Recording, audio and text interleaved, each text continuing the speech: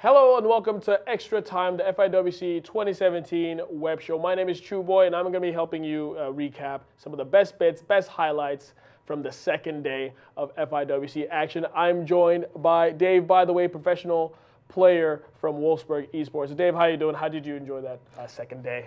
I'm good. Every day at FIWC is always an enjoyable one, but yeah, there's been some fantastic games today, some fantastic goals, and fantastic celebrations as always.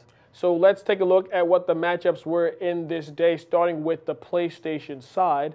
It was Principe versus Timon. Principe moved on to face Tmox, who did beat Lucas Rep, and then unfortunately Principe did lose to Tmox and faced Detto. So it was an all-German final there on the PlayStation, and in the first leg, Detto took the 1-0 advantage. So that means there's guaranteed to be a German player in the final showdown. Now let's take a look at the Xbox side. Looking at the Xbox side, Cody the Finisher went all the way to face Gorilla. Gorilla did beat the likes of Joey to move on to the final, and if you take a look at the score, Gorilla went beast mode on Cody the Finisher. They call him Gorilla because he is a beast. Now, speaking of beasts, let's take a look at some beast goals. We got 3 of them to show you. One from, like the player we mentioned before, Gorilla. Here's some great build-up play. Squares it across, gives it to the Bele. Back heel from 9 Gallon, and the tidy finish there from Neymar Jr., the new PSG player. So that was great build-up. I would say that's basically FIFA 17 gameplay in a nutshell, right? That was a brilliant goal. Just brilliant. We heard it from Sean when it went in, and yeah, I'm just going to reiterate that. Just brilliant. And speaking of brilliant goals, we have a brilliant long shot coming up. This is from Cody the Finisher, who was playing Filthy P. I mean, North American players are known for the long shots, but Cody says EU knows how to shoot them too. Amazing finish with Messi's strong foot. I mean, do you think he's one of the best Team of the Year players out there? Yeah, we've seen him quite a lot this year in competitive FIFA, and in that sort of gap just between the box, sort of 10 yards out the box, that sort of area, he's just absolutely deadly. He can finesse it, he can just strike it with power like we saw there with the outside of his boot. And I don't think he's the best because obviously Ronaldo's, usually the go-to man, but yeah, Messi's very close. So we have one more clip for you. This is probably one of the best clips. Speaking of Ronaldo, check out this dribble from Tmox against Principe. Golden goal, McGeady spin, buries it. That's why people have Team of the Year Ronaldo in their squad. I mean, I even overspent about 7 million coins on him, and then his price went down to 2 million. I was really upset. We're not going to talk about it, but that is why you put him in your team. Have you had him in your team before?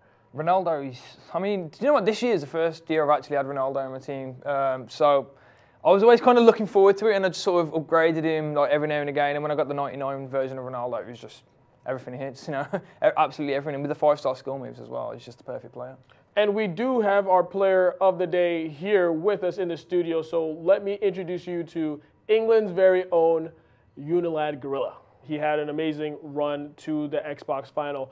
6-4 versus Joey in the quarterfinal, then 6-2 versus Giannis in the semifinal. And keeping with the sixes, he beat Cody the Finisher in the first leg 6-0. And we do have the man himself here in the studio to join us on Extra Time. So let me introduce to you one of your Xbox finalists, Unilad Gorilla. Gorilla, thank you so much for joining us here on Extra Time. Now, would you say that you had a slower day 1 than day 2, and how do you feel that day 2 went for you? Yeah, 100%. My day 1, I think I said it in many interviews, I started off really slow. Even though my first game against Stacks won 2-0, wasn't picking up the wins or anything like that. I just didn't feel like I was playing my A game. I think I finished second in my group, heading into obviously the knockouts, and then from there onwards I've just been scoring goals. Even though you've seen I conceded 4 in my first knockout game against Janos and Cody, I thought defensively I was really good in my attack, good as ever. And speaking of good defense, you did beat Cody the Finisher 6-0 in the first leg. Now there's a bit of a break, there's an overnight break leading into the second leg. So what's going to be going through your mind mentally to prepare for that second leg? I'm just going to take it as I would for any other day. Like obviously it's 6-0, it's a big lead to take, but it's still another 90-minute game of FIFA, and I think we all know anything can happen in football and FIFA. So if Cody was to get 2 goals in 10 minutes, it's game on. So I'm just going to take it as I would for any other game and hopefully see it out. So it could be an interesting second leg. Now we do have some questions from the community. Gorilla, you might want to take this one. Is there going to be an all-German final? I mean, what's your personal take on that? I think you might have a stake in this. Obviously 6-0, it's a really big lead. If it is an all-German final, then I don't think I'll be playing FIFA again, so we'll have to wait and see. Well, you're here to hear first. If it happens, maybe Gorilla might not be playing FIFA anymore. Now, we have a second question from our community. It was, what was the biggest upset in the knockout stage? What do you think it was? I think Janos against Rocky. I thought heading into that game, I was playing the winner, so obviously I played Janos when he won, but was it 5 or 6-1? I think it was 6-1. Yeah. 6-1, so yeah, 6-1 against Rocky, who just came back off the Berlin win, so I think for me that was probably the upset of the whole tournament, let alone the knockout stage. So there you go. That's Gorilla's thoughts on day 2 of FIWC. Gorilla, we just want to wish you a good luck in the final for Xbox, and hopefully you make England proud. Hope so. We'll see. So big thanks to Gorilla for stopping by on Extra Time. Now let's take a look at the matchups that we're going to be seeing tomorrow in the last day of FIWC. First, we got T-Mox versus Dito. Now, Dito is up 1-0 in that first leg, and then we'll be seeing the second leg tomorrow. Now, what do you think about this matchup? Does Dito have what it takes to take it all the way?